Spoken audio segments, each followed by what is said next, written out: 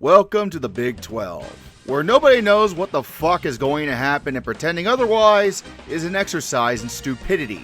This conference lost Texas and Oklahoma, not a single 800-pound gorilla sitting atop the conference waiting to beat everybody to death. Instead, we've got a room full of programs armed with folding chairs, questionable preseason expectations, and the sincere belief that this is their fucking year. Texas Tech thinks money solved everything. Arizona State wants back on top. BYU is knocking on the door like the Mormons they are. Utah wants its throne back, and TCU, Baylor, and Kansas State all think they belong in the conversation. Somewhere in this mess, somebody has to win the goddamn Big 12. So grab a helmet, hide your valuables, and let's figure out which one of these assholes is actually making the playoff. First, though, I need to pay the bills. Promotional consideration paid for by the following. This video is sponsored by PrizePicks, America's #1 sports picks app. Now we've reached the Big 12 conference, which means I'm supposed to sit here and confidently tell you who's going to win this damn thing. I have no fucking idea, and neither do you. And anyone telling you in August that they've got the Big 12 completely figured out is either lying or recently got kicked in the fucking head. That's why I like PrizePicks. I don't need to predict this entire 16-team bar fight correctly. I can just find a few individual projections I actually feel good about and go from there. PrizePicks is a daily fantasy sports app where you build your own lineup by simply picking more or less. Quarterback passing yards? More or less. Running back passing yards? More or less. Points, touchdowns, strikeouts, whatever sport you're watching, find the projection and make your pick. You can also make team picks, including who wins and what the point spread of the victory might be. And if picking a winner in the Big 12 feels like sticking your hand into a garbage disposal, you can even pick total points scored in the game. That's a perfect fit for me. I have been dying on making all these videos. But you know something? PrizePicks lets me take a couple of those opinions and apply them to some godforsaken BYU or Iowa State game. By the way, did I forget to say the thing? Yeah, I forgot to say the thing. Let's see. Hey, who did I pick to win the Super Bowl, guys? Huh? Who dey, bitch? Deal with it. The Bengals are winning the goddamn Super Bowl, and I have put money on that, damn it. PrizePicks is now available in most of the United States, including California, Florida, and Texas. And they switched up the new player offer. Play your first $5 lineup or more, win it, and you'll get $150 in bonus lineups. Just use code HMA when you sign up. Again, code HMA, play your first $5 or more lineup, win the damn thing, and get $150 in bonus lineups. Just click the link in the description and check out PrizePicks, America's #1 sports picks app. And as always, play responsibly. Unlike a certain someone that tried to play quarterback for Texas Tech. We now join our regularly scheduled programming already in progress. Arizona might be one of the more interesting teams in the Big 12 this year, because I'm still trying to figure out exactly how much I trust what we saw from them last season. Brent Brennan's first year was a complete mess at 4-8, and then suddenly Arizona turned around and went 9-4. And there are definitely reasons to believe they can keep this thing going, starting with Noah Fifita. He's back for his 4th year as the starter after throwing for more than 9,000 yards and 72 touchdowns over the last 3 seasons. He captained a damn good offense last year. They averaged 32 points and over 400 yards per game. And while they lose their leading rusher and top 2 receivers, there's still enough coming back that I don't think scoring points is going to be a problem here. The bigger concern is the offensive line. Because the pass protection was so trash last year, the biggest concern is the offensive line, because the pass protection was fucking garbage last year. When your entire offense revolves around a veteran quarterback, it would probably be very helpful if he wasn't getting his ass kicked. The defense is where things get interesting. Arizona made a massive improvement last year, going from allowing 413 yards per game in 2024 to just 308, the second best in the Big 12. They also forced 31 turnovers, which was a huge reason for their success. The problem is a lot of that defense is gone. Only one of their top 7 tacklers is returning. So Arizona hit the portal pretty hard, especially in the secondary. There's talent coming in, but whether all those new pieces immediately fit together is a pretty big question. And then there's the schedule. Arizona avoided Texas Tech and Utah last year, and they went just 1-4 against Power 4 teams that finished with at least 8 wins. This year, they don't get to hide from anybody. They open Big 12 play at BYU, and they get Texas Tech, TCU, and Utah. And they also got a road trip to Kansas State. I think Arizona is a good football team. Fafita gives them stability at quarterback, and the offense should score. And if the rebuilt defense can come together quickly, they can absolutely hang around the Big 12 race. But 9-4? Head coach Kenny Dillingham has reached the point where I'm just done assuming this program is going to fall apart. They went 8-5 last season after winning the Big 12 the year before. And now Dillingham has to replace a shitload of production. Sam Leavitt is gone to LSU. Relief Brown has gone to Texas. Jordan Tyson is in the NFL. Basically, if you recognize somebody from this offense, congratulations. There's a decent chance they don't fucking play here anymore. And yet, I still kind of trust Arizona State to do well. The offense managed over 400 yards per game last season, despite Leavitt dealing with injuries, and Dillingham attacked the portal aggressively. They added Reed Harris from Boston College, Amarian Miller from Colorado, and Raiden Vines-Bright from Washington at receiver.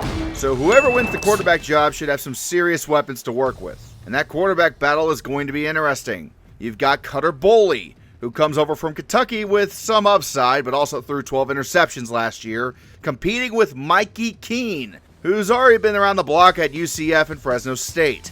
Defensively, I'm actually feeling pretty good about Arizona State. This unit has steadily improved under Dillingham, and even though they're replacing quite a bit there as well, the defensive line should be solid, and the pass rush has a chance to be one of the better ones in the Big 12. The biggest thing they have to fix is turnovers. Arizona State was plus 24 in turnover margin during the Big 12 championship season 2 years ago, but last year, minus 6. And over their final 6 games, they were minus 12. You cannot keep handing the football to the other team and expect everything to still magically work. There are a lot of moving parts here. New quarterback, new running backs, new receivers, plenty of new pieces defensively. But Dillingham has earned some benefit of the doubt for me. I don't know if Arizona State's going to win the Big 12 again, but I'm also not betting on them disappearing.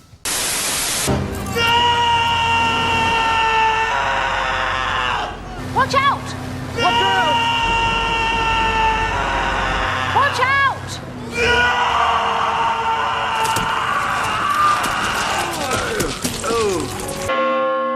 Okay, there's no real dancing around on this one. Dave Aranda needs to fucking win. Baylor went 5-7 last season. Aranda has now posted 3 losing seasons in the last 4 years, and he enters in 2026 with as much job security as a Spirit Halloween employee in November. And the frustrating thing is, this wasn't some completely hopeless football team last year. Baylor lost 3 one-score games, threw the ball all over the damn place, and spent a lot of Saturdays getting dragged into shootouts. Eventually, close losses are still fucking losses. And now Baylor gets one of the biggest transfer additions in the conference with DJ Lagway coming over from Florida. Sawyer Robinson is gone after throwing for nearly 6,800 yards and 59 touchdowns over the last 2 seasons. But Baylor somehow might have been able to upgrade at quarterback anyways. Look, don't let the Billy Napier clown show at the Swamp fool you. Lagway has a ridiculous amount of raw talent, and Jake Spavital's offense should give him every opportunity to put up stupid numbers. They've also rebuilt the receiving core through the portal, so I fully expect Baylor to keep chucking the football around. The problem is Lagway has got to stop throwing the ball to the other fucking team. He threw 14 interceptions at Florida last year, and Baylor, as a team, turned it over a total of 24 times. They had at least 2 turnovers in 9 games. Add in an offensive line replacing 4 starters, and there's enough here to make me doubt them despite all the firepower. Honestly, the defense concerns me even more. Baylor allowed nearly 400 yards per game last year and got absolutely shredded against the run. The easiest stat in the world basically explains their entire season. When Baylor allowed more than 165 rushing yards, they went 0-7. When they held teams under that number, they went 5-0. So they've brought in several transfers to try to fix this thing, including Hosea Wheeler from Indiana. But they also lost a leading tackler in Keaton Thomas to Ole Miss, along with some important pass rushers. So I'm not expecting this defense to suddenly turn into the 85 Bears. Look, regardless, Baylor has talent. Lagway could be one of the most exciting quarterbacks in the Big 12, and this offense could score a shitload of points. But none of that matters if they're still turning the ball over and giving up 200 yards rushing every Saturday. There really aren't any more excuses here. Aranda has had 6 years to build this program. He went 12-2 and won the Big 12 in 2021, and Baylor hasn't come remotely close to that level since. This team needs to win, not show improvement, not lose some close games, win. If Baylor is vacationing in Cancun this December, Dave Aranda is getting sent down the Brazos River faster than you could say sick 'em. I don't really know what the hell else BYU could do last year. They went 12-2, won 11 games in the regular season, beat 5 teams that finished with at least 8 wins, and their only losses came against Texas Tech. Unfortunately, both those losses were ass kickings. Including a 34-7 loss in the Big 12 championship game. And that was apparently enough to leave BYU sitting at number 12 and outside the college football playoff. So this year, the mission is pretty fucking simple. Leave absolutely no doubt. And honestly, they just might have the team to do it. Kalani Sitake is back after turning down Penn State's head coaching job. And this dude has now won at least 10 games 4 times in the last 6 seasons. More importantly, BYU brings back Bear Bachmeier at quarterback after he threw for over 3,000 yards as a freshman, while also running for more than 500 yards and 11 touchdowns. The backfield around him also is loaded. LJ Martin is back after rushing for over 1,300 yards and 12 touchdowns. The offensive line returns 3 starters and adds some more help through the portal. And BYU brought in Walker Lyons from USC and Roger Saleapaga from Oregon at tight end. The biggest question offensively is at receiver. Their top 2 receivers from last year are both gone, and there really isn't much proven production coming back. So somebody has to step the fuck up there. Defensively, though, this team could be nasty. BYU allowed just 19 points per game last year, and the linebacker room might be one of the best in the Big 12. Isaiah Glasgow is back after piling up 137 tackles, 23 tackles for loss, and 6.5 sacks over the last 2 seasons. And now they add in Cade Oluave from Cal after he had 100 tackles last year. The pass rush needs to replace Jack Kelly and his 10 sacks, but there's enough experience coming back that this defense should be one of the strengths of the team. And BYU was really fucking good late in games last year. They controlled the ball for almost 33 minutes per game and outscored opponents 131-68 in the 4th quarter. They weren't always dominant from the opening kick, but by the time the 4th quarter rolled around, they had a habit of just wearing teams the hell out. The schedule overall sets them up pretty nicely, but the dangerous spot is the giant fucking elephant sitting on the schedule, Notre Dame. That game could decide everything for this team, because if BYU puts together another 10 or 11 win season and beats Notre Dame along the way, there shouldn't be any conversation this time. BYU was good enough to make the playoff last year. This year, they might be even better. Now they just have to make sure the committee has absolutely no fucking excuse to leave them out again. Cincinnati enters year 4 under Scott Satterfield. And at this point, I think we are done handing out participation trophies for slowly getting better. They went from 3 wins in 2023 to 5 wins in 2024 to 7 wins last year. Progress! Except that 7-win season looked a whole hell of a lot better when Cincinnati was sitting at 7-1. Because they proceeded to lose 5 straight games to end the year. And now they have to replace Brendan Sorsby at quarterback, who left Cincinnati for Texas Tech after an offseason that also included the whole bizarre gambling at Cincinnati bullshit. Anyway, moving right the fuck along, the quarterback is now J.C. French, who comes over from Georgia Southern after throwing for nearly 6,000 yards over the last 2 seasons. He's experienced, he can move, and stylistically, he should fit pretty well into what Satterfield wants to do. But French also threw 19 interceptions over those 2 seasons, so maybe stop giving the other team the fucking football. Fortunately, there should be plenty around him to help. Cincinnati has a deep group of running backs and went hard in the portal, rebuilding the receiving core after losing Cyrus Allen and his 13 touchdown catches. So offensively, I'm not particularly worried about Cincinnati and whether or not they can move the ball. I'm worried about whether they can do it against good teams. Because last year, there was a pretty noticeable difference between Cincinnati beating the shit out of bad teams and Cincinnati playing the top half of the conference. Most of their huge offensive performances came against teams that finished with losing records. And when they started running into teams like BYU, Utah, TCU, and Arizona, things got pretty ugly. And then there's the defense. Cincinnati finished dead last nationally in time of possession last year, holding the ball for barely 24 minutes per game. The defense allowed more first downs per game than anybody in the Big 12, and somehow intercepted only 2 passes all season. 2 out of 389 fucking attempts. That's almost impressive. So Nate Woody comes in as the new defensive coordinator. They've added a bunch of portal help, and honestly, the assignment isn't complicated. Get the fuck off the field. This is where we are going to find out what Satterfield is actually building. 7 wins was progress. Starting 7-1 and finishing 7-6 was not. The offense should still be pretty good. There's experience at quarterback, and the roster has been reinforced through the portal. But eventually, Cincinnati has to stop being competitive with the better teams in the Big 12 and actually fucking beat some of them. Underpants is just phase 1. Phase 1, collect underpants. So, what's phase 2? Hey, what's phase 2? Phase 1, we collect underpants. Yeah, but what about phase 2? Well, phase 3 is profit, get it? I don't get it. You see, phase 1, collect underpants. Phase 2, phase 3, profit. Now we arrive at Colorado, and I'm sorry, but at some point we have to stop pretending that everything Deion Sanders is doing is part of some grand master plan and actually look at what the fuck is happening here. Colorado went 3-9 last year. They ended the Big 12 season on a 5-game losing streak, and it was the 16th time in the last 18 years that Colorado failed to win more than 3 conference games. And after 3 years of Coach Prime constantly rebuilding this roster through the transfer portal, what's the solution for 2026? Oh yeah, do it again, motherfucker!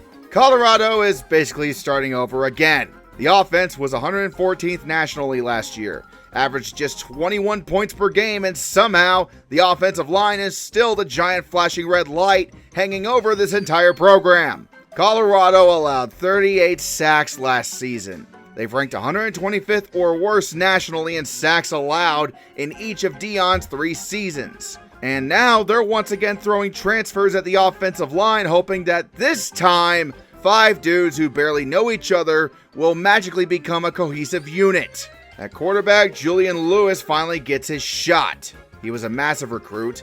He showed some flashes last year, and there is actually some serious talent around him at receiver. Danny Scudero comes over from San Jose State after catching 88 passes for nearly 1,300 yards and 10 touchdowns. And DeAndre Moore comes in from Texas. So there are some weapons here. But none of that means shit if Lewis is running for his life every Saturday. And somehow the defense might be an even bigger science experiment. Colorado finished 121st nationally and dead fucking last in the Big 12 in total defense last year. Their solution is obvious. Transfers. Fucking all of them! There is a legitimate possibility that every single starter on this defense is going to be a transfer.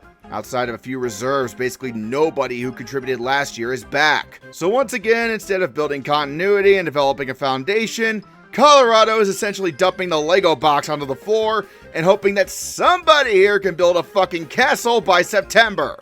Maybe it works this time. There is talent here. There are interesting players coming in. Both coordinators are new, and Deion has certainly proven he can attract players to Boulder. But eventually this program has to become a program instead of an annual roster experiment. Because once Shedeur Sanders and Travis Hunter fucked off, all the shit they were covering up became painfully obvious. Colorado went from the excitement of 2024 straight back to 3-9. And now they have an even harder schedule. And now everyone is wondering if Deion can shock everyone again. I mean, sure, he could. But right now, I'm not giving Colorado the benefit of the doubt. Until they prove me otherwise. They're just high school freeballing.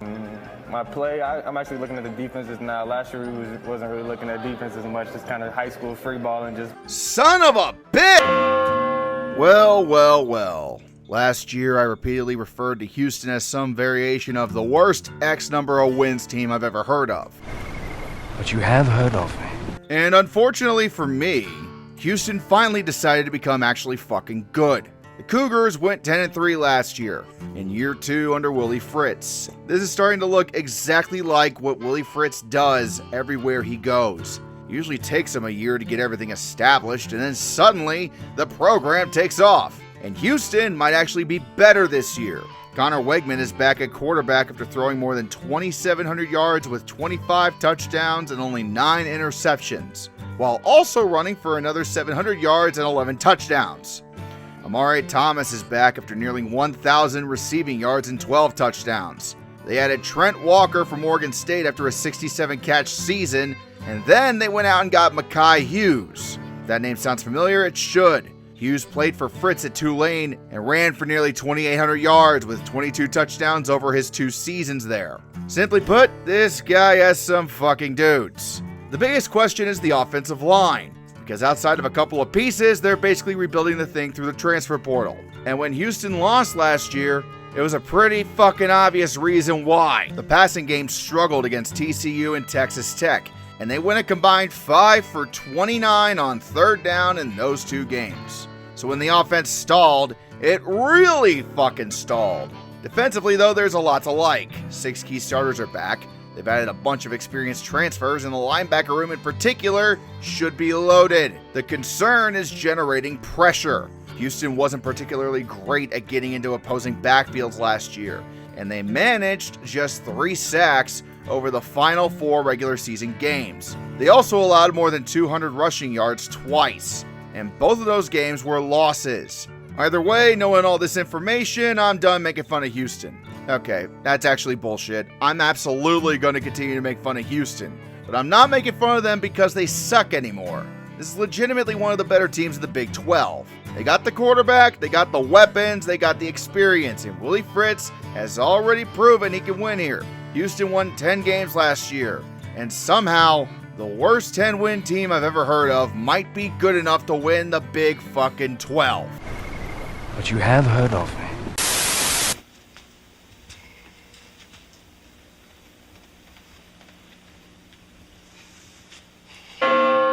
And now we get to Iowa State, or what's left of Iowa State. Matt Campbell finally did the thing everybody has been predicting for about 9 fucking years, and left Ames by taking the Penn State job. But apparently, simply taking the job wasn't enough. Nah, this motherfucker basically backed a U-Haul up to Iowa State's football facility, loaded half the damn program into it, and drove everybody to Happy Valley. Rocco Becht, Penn State. Carson Hansen, Penn State. Trevor Burr, Penn State. Marcus Neal, Penn fucking State. I could keep fucking going. This would have been a loaded Iowa State team if everybody had stayed. Instead, Jimmy Rogers walks into Ames for year 1 and basically gets handed a helmet, a couple folding chairs, and instructions on how to build a new football program.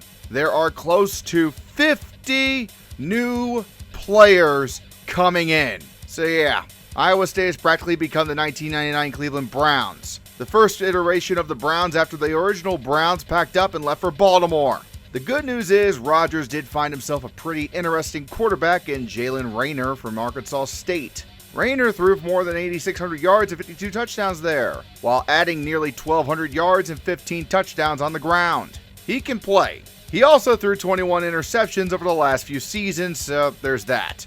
Around him, Iowa State basically went shopping for an entirely new offense. Cody Jackson comes in from Tarleton State, Amari Hayes comes over from Tulane, Evan Boyd comes in from Michigan State, and they added 10 offensive linemen. At that point, you're not rebuilding the offensive line. You're holding open fucking tryouts. And defensively, same story. New guys everywhere. The The defense wasn't anything spectacular last year anyway, especially when it came to generating a pass rush and getting off the field on third down. New defensive coordinator Jesse Bobbitt does have a pretty good track record after his Washington State defense finished 15th nationally last year. And he brings edge rusher Isaac Terrell with him after Terrell had 7 sacks and 12 tackles for loss. But again, the talent drain here is fucking enormous. The secondary lost John Tess Williams to USC, Trey Bell to Michigan State, and basically everywhere you look there's another former Cyclone wearing somebody else's uniform. Matt Campbell produced 5 of the 12 best seasons in the entire 128-year history of Iowa State football, including their only double-digit win season. Replacing that was already going to be hard. Replacing that after Campbell apparently treated Iowa State's roster like the complimentary toiletries at a hotel? Good fucking luck.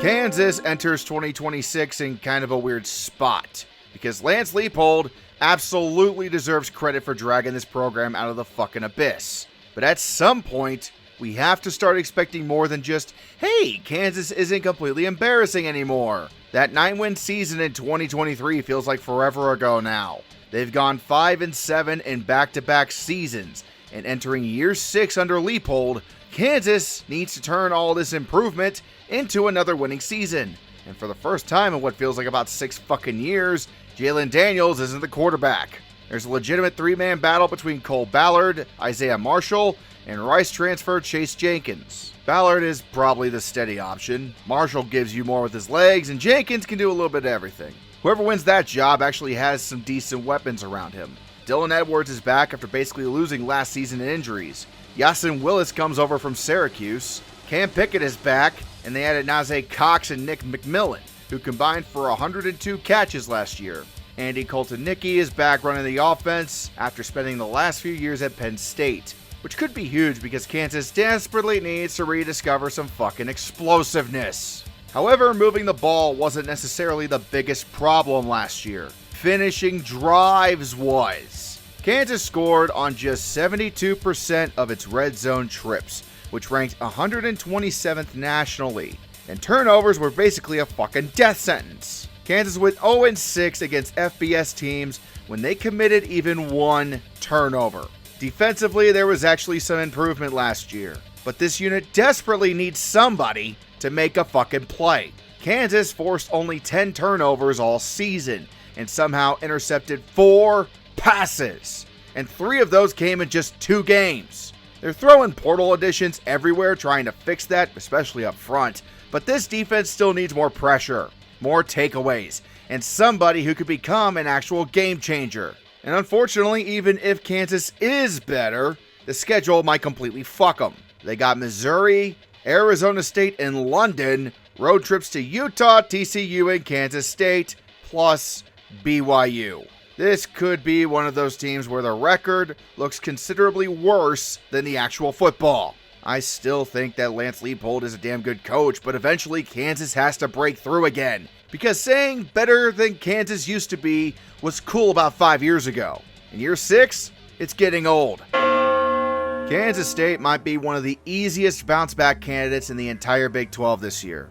Last season was fucking terrible. The Wildcats went into 2025 considered contenders for the Big 12 title, only to get their ass bit by the Irish curse in Dublin, and fell to 6-6 in Chris Kleeman's final season as head coach.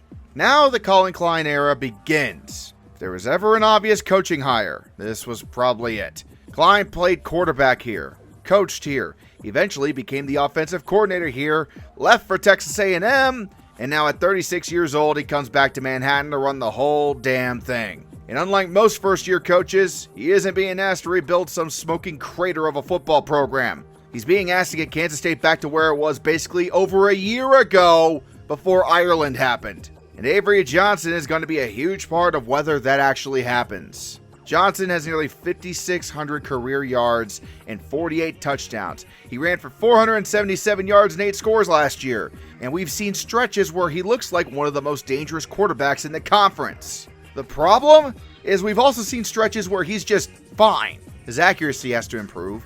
He didn't complete 60% of his passes in any of his final 4 games last year, and Kansas State converted only 37% of its third downs. That's not what this offense is supposed to look like. The good news is the running game should be fucking excellent. Joe Jackson is back after rushing for 911 yards and 8 touchdowns. Rodney Fields is coming over from Oklahoma State, and there are enough weapons at receiver and tight end that Johnson shouldn't have to carry this thing by himself. Defensively, there's going to be a lot of turnover. Pass rush adds Wendell Gregory from Oklahoma State and Elijah Hill from Kennesaw State, who had 9 sacks last season. The secondary has been rebuilt with transfers, and there's still Zayshawn Rich coming back after breaking up 11 passes last year. But they have to fix the run defense. Kansas went from being one of the better run defenses in the Big 12 to finishing 10th in the conference last season, and they went 1-4 when allowing more than 155 rushing yards. Thing is, Kansas State doesn't have to play BYU, they don't have to play Texas Tech, and they don't have to play Utah. Potentially 3 of the best teams in the entire conference are just not there. They've got some difficult road trips late in the year, but compared to what some of these other Big 12 teams are dealing with, Kansas State has a hell of a fucking runway. Colin Klein knows this program. Avery Johnson has way too much talent to remain inconsistent forever. The portal filled a lot of immediate holes, and the schedule is begging Kansas State to make a run. Last year was disappointing. I think we're all going to look back on it as an aberration, though. And I would not be remotely surprised if Colin Klein walks into his first season as a head coach and has this team playing for a Big 12 championship. But alas, we shall see. You're a vile one, Mr. Grinch. You have termites in your smile. You have all the tender sweetness of a seasick crocodile, Mr. Grinch. Given the choice between the two of you, I'd take the, seasick crocodile.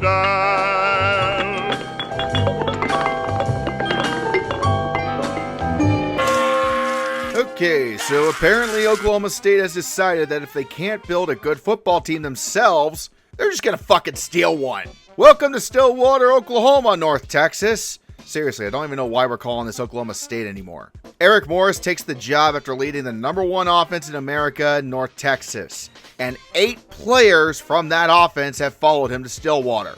They brought over the playmakers on offense, the offensive linemen, the defensive players, the defensive coordinator. At this point, just paint the fucking uniforms green. And honestly, Oklahoma State desperately needed this. Because holy shit, what happened to this fucking program?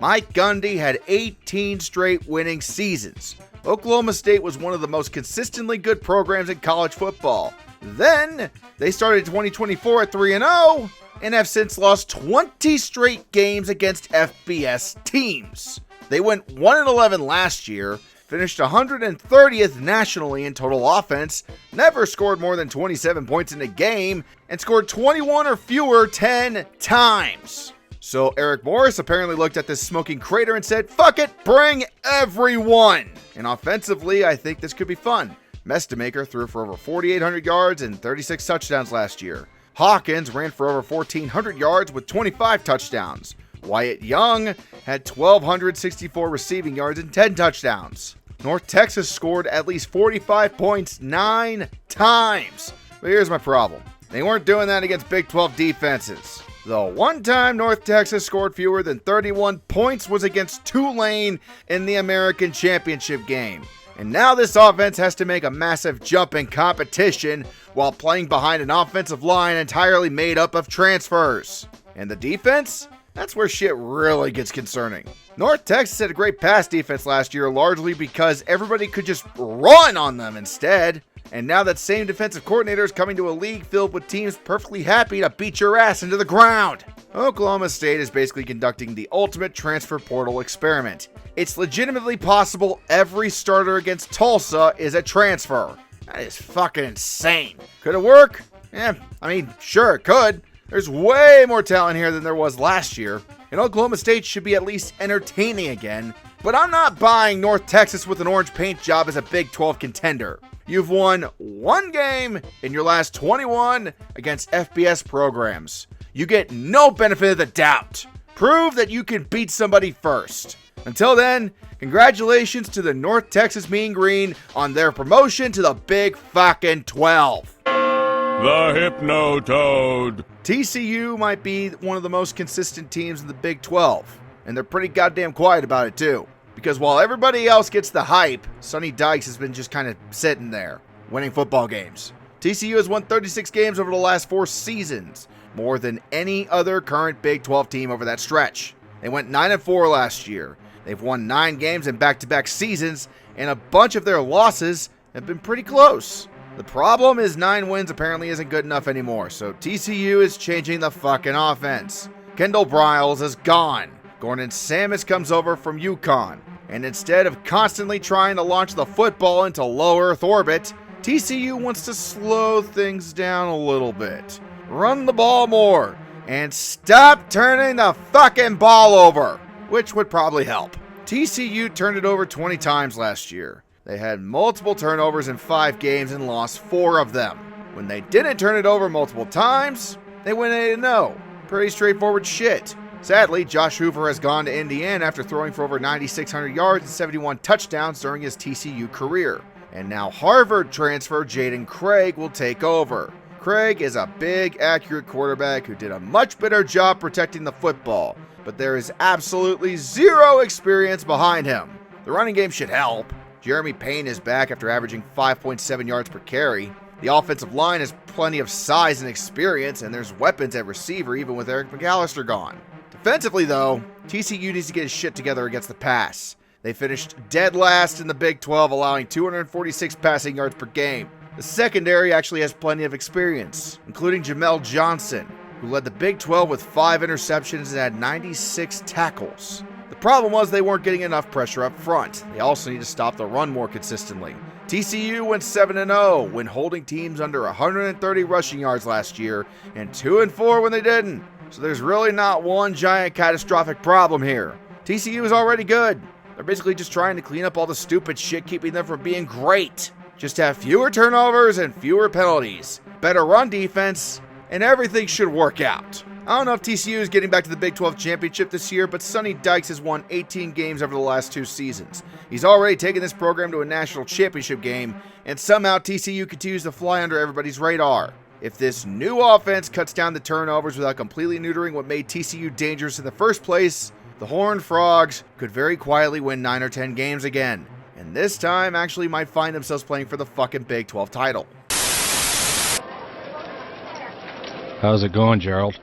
Oh, not so good. Yeah, I know what you mean. I'm down $300. Yeah, I'm down 26,000. Yeah, well, maybe we should... Wait, $26,000? Texas Tech should be one of the easiest teams in the Big 12 to get excited about. They won their first ever Big 12 championship, made the college football playoff, and come into 2026 ranked 12th in the country with a legitimate chance to win the whole damn thing again. And yet somehow, the biggest story of their offseason was Texas Tech spending 2 months trying to start a fucking civil war over Brendan Sorsby. Sorsby transferred in from Cincinnati, expecting to be the starting quarterback right away. And then the NCAA gambling investigation hit. This wasn't some technicality either. Among the violations were 40 bets placed on Indiana football when he was a freshman there. The NCAA ruled him permanently ineligible. And instead of looking at the situation and going, well, that fucking sucks, I'm moving on, Texas Tech decided to go to war. They backed his appeal. His legal team sued the NCAA. A Texas judge granted a temporary injunction that would have allowed him to play after a 2-game suspension. And suddenly, the entire sport lost its fucking mind. Big 12 athletic directors were talking about holding Texas Tech accountable if they played him. Other schools were discussing whether they should even schedule Texas Tech. The Big 12 eventually filed a federal lawsuit trying to make sure it still had authority over Texas Tech to sanction them. All of this over one quarterback. And the craziest part is, Texas Tech eventually came to the exact same conclusion everybody else could see from fucking orbit. Playing Sorsby could jeopardize the eligibility of the entire team for the Big 12 title and the college football playoffs, so they backed off. Congratulations! You nearly burned the conference down to eventually arrive at common fucking sense. Sorsby is gone, the lawsuit was dropped, and now Will Hammond takes over at quarterback, which was probably going to happen eventually anyways before his ACL injury last October. And despite all this offseason bullshit, Texas Tech is still loaded. They lost a school record 9 players to the NFL draft, including 6 defenders. But linebacker Ben Roberts is back after 90 tackles last year and 2 interceptions in the Big 12 championship game. And Bryce Pollock returns after leading the conference with 5 picks. The schedule also avoids BYU and Utah, so there is absolutely no reason this team should not be right back in the Big 12 title race. Texas Tech might legitimately be the best team in this conference again, but holy shit, did they spend the offseason making themselves look ridiculous. You're the defending Big 12 champions. You made the playoff. You have a loaded roster. Maybe next offseason try celebrating that instead of dragging half of college football into court because your transfer quarterback couldn't stop fucking gambling. Scott Frost's second run at UCF didn't exactly begin with another 13-0 season and a fucking parade, but considering what the hell he inherited, 5-7 was at least a start. Last year, Frost brought in more than 60 transfers. It's not rebuilding a roster, that's opening a refugee processing center. So a lot of 2025 was basically spent trying to get an entirely new team and coaching staff to learn each other's names, establish some kind of identity, and hopefully stop looking like strangers who met in the parking lot before kickoff. Now the expectation is pretty simple. Make a bowl game. And the biggest reason to think UCF can take that step is Alonzo Barnett. Barnett comes over from James Madison after helping lead them to the college football playoff. And he gives Frost an experienced dual-threat quarterback after UCF entered last season with a 3-way battle that eventually went to Taven Jackson. If Frost is ever going to get this offense looking like a Scott Frost offense again, Barnett seems like a pretty damn good place to start. Because offensively, UCF needs something. They finished 12th in the Big 12 in total offense last year at 378 yards per game. And there's a ton of inexperience around Barnett. Dwayne Thomas Jr. is back at wide receiver. Dylan Wade returns at tight end. But beyond that, there are a lot of new faces. Freshman Tavian Swint is expected to lead a young running back room after missing most of last season with an injury. And FCS All-American Josh Derry comes in from Monmouth at receiver. The weird part is that the defense was actually the strength of this team last year. UCF finished 4th in the Big 12 in total defense, allowing 335 yards per game. They do lose first-round pick Malachi Lawrence along with several other major pieces, but Lewis Carter is returning after leading the team with 92 tackles. Tackett Curtis is transferring in from Wisconsin, and there's plenty of experience coming back in the secondary. So this really doesn't need to be some massive miracle turnaround here. UCF was 5-7 last year. They've upgraded the quarterback, they got a defense that's already pretty solid, and now Frost has an actual year of foundation underneath him instead of trying to assemble a football team out of 60 pickup sticks. And if UCF can navigate those and get anything resembling a competent offense, 6 wins should absolutely be on the table. I'm not ready to declare UCF is back, but bowl eligible? I mean, that really ain't asking too fucking much. Utah enters one of the most fucked up situations in the entire Big 12. This team went 11-2 last year, absolutely rebounded from that ugly first season in the conference, and should still be one of the better teams in the league. But Kyle Whittingham is gone. After basically running Utah football for an eternity, Whittingham left for Michigan and took several assistants and players with him. So now, Morgan Scaley gets the keys. And to be fair, his first impression was pretty fucking good. Scaley coached the Las Vegas Bowl, and Utah beat Nebraska 44-22. That's one game. Now you gotta do it for the entire season. The good news is Utah kept the most important pieces of their offense. Devin Dampier is back after putting up over 3,300 yards last season, including 835 on the ground, while throwing 24 touchdowns and only 5 interceptions. Bird Ficklin is still here too after averaging 8.5 yards per play as a freshman. And Wayshawn Parker returns after leading Utah with 981 rushing yards. Those 3 accounted for 81.5% of Utah's total offense last year. So the skill talent is absolutely there. The problem is everything around them is getting rebuilt. Utah lost 2 offensive linemen to the NFL. They need to replace its top 3 wide receivers, and the defensive front got hit hard too. John Henry Daly left for Michigan, Logan Fano is gone, and now North Texas transfer Ethan Day is being asked to help patch things together after recording 7.5 tackles for a loss and 4 sacks last year. The secondary at least has some dudes. Jackson Benee and Scooby Davis combined for 6 interceptions and 3 pick sixes last year. And Jonathan Hall is back at linebacker after leading the team with 67 tackles. this is not a scorched earth rebuild here. Utah still has legitimate talent. There's just a lot of uncertainty in the trenches. There's a new head coach and enough roster turnover that I'm not going to automatically assume 11 wins happens again this year. I still think the team is good. They could probably still contend for the Big 12, but 2026 is basically the first real test of whether Utah football was built around Kyle Whittingham or whether Kyle Whittingham actually built something that could survive without him. And now we end the video with West Virginia, my old friends. If those same friends want to slash my tires the second I cross the damn border. Mountaineer fans already fucking hate me.